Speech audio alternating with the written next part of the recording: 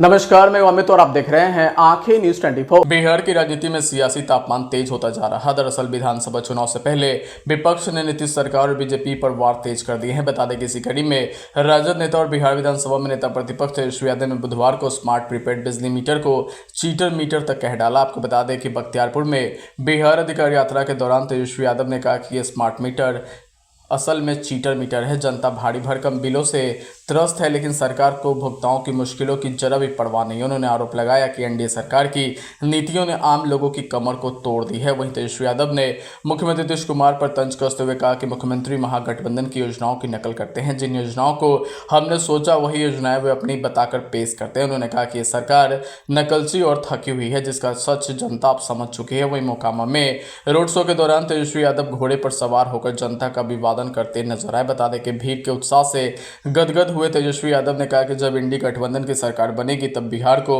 रोजगार, बेहतर स्वास्थ्य और पलायन से मुक्ति मिलेगी। वहीं आगे उन्होंने भारतीय जनता पार्टी पर निशाना साधते हुए कहा कि बीजेपी और उनके सहयोगी वोट चोर है। ये निर्वाचन आयोग से मिली भी भगत कर जनता को मताधिकार से वंचित करते हैं।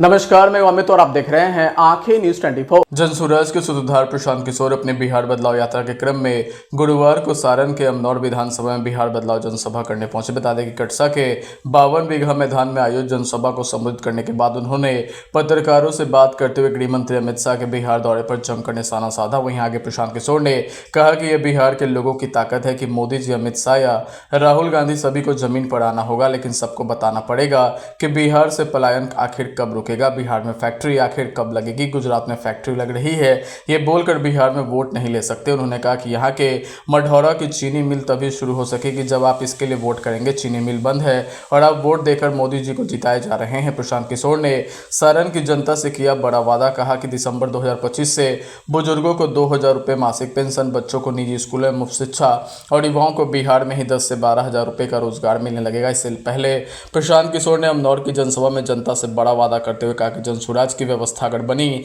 तो दिसंबर 2025 से 60 साल से अधिक उम्र के हर पुरुष और महिला को 2000 रुपये मासिक पेंशन दी जाएगी। साथ ही जब तक सरकारी विद्यालयों में सुधार नहीं हो जाएगा तब तक आप अपने 15 साल से कम उम्र के बच्चों को निजी स्कूल में पढ़ाएं, उनकी फीस सरकार भरेगी ताकि गरीब का बच्चा भी अंग्रेजी मीडियम स्कूल में पढ़ सके।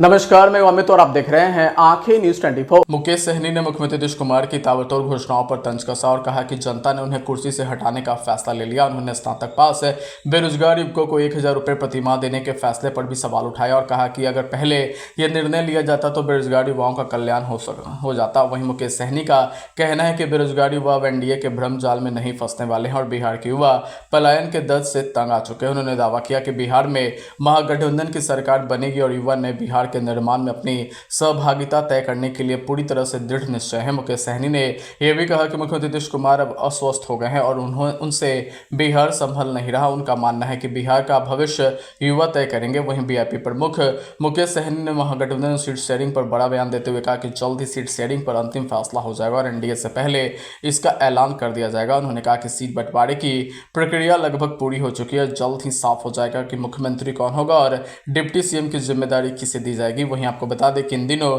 बिहार की सियासत पूरी तरह से गर्म है और लगातार बयानबाजी का दौर भी शुरू हो चुका है। वहीं पक्ष विपक्ष लगातार एक दूसरे पर अपने बयानों से हमलावर नजर आ रहे हैं। समाचारों में वक्त हो चला एक छोटे से अंतराल का। पटना में कई वर्षों से शिक्षा में अहम योगदान दे रहा है Gyansthali high school Alamganj Patna city, जहां 10वीं और 12वीं की बोर्ड परीक्षाओं में 100% अंक प्राप्त कर रहे हैं बच्चे। एक ऐसा स्कूल जहां न केवल होती है पढ़ाई बल्कि साथ ही साथ होती है कल्चरल एक्टिविटी, स्पोर्ट्स एक्टिविटी से जुड़े गेम्स, मैथ ओलंपियाड से लेकर साइंस ओलंपियाड, जहां बच्चों के लिए स्कूल कैंपस अत्याधुनिक सुविधाओं से लैस, छोटे बच्चों के लिए वाहन और ट्रांसपोर्ट की विशेष सुविधा।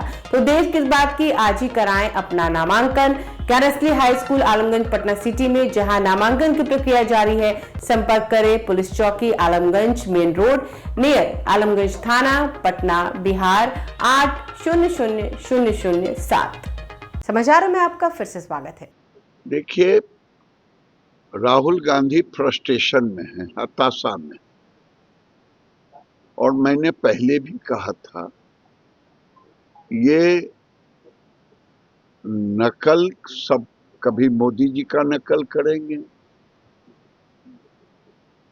कभी जैन जेड की बात करेंगे। ये अर्बन नक्सल बनना चाहते हैं। भारत में अर्बन नक्सल राहुल गांधी ऑलरेडी उसी रूप में अपने को एक्ट कर रहे हैं। भारत कभी राहुल गांधी जैसे अर्बन नक्सल को नहीं स्वीकारेगा और ये भारत को गृह युद्ध में फंसाना चाहते हैं। कभी मुसलमानों को भड़काएंगे, कभी अलूल जलूल की बातें करेंगे, कभी बांग्लादेश हो जाएगा इनके लोग कहेंगे। तो ये दुर्भाग्यपूर्ण है। इस देश के एलओपी आज तक ऐसा नहीं हुआ था। ये अर्बन नक्सल है। लगता है पिताजी वाली बात, पिताजी वही जो काम करते थे, चोरों को सारे नजर आते हैं चोर, कलम फेंक रहे थे तो कलम फेंके नहीं, पहले कलम का उपयोग अपने कर लें, तब दूसरों को कलम के विषय में बताएं।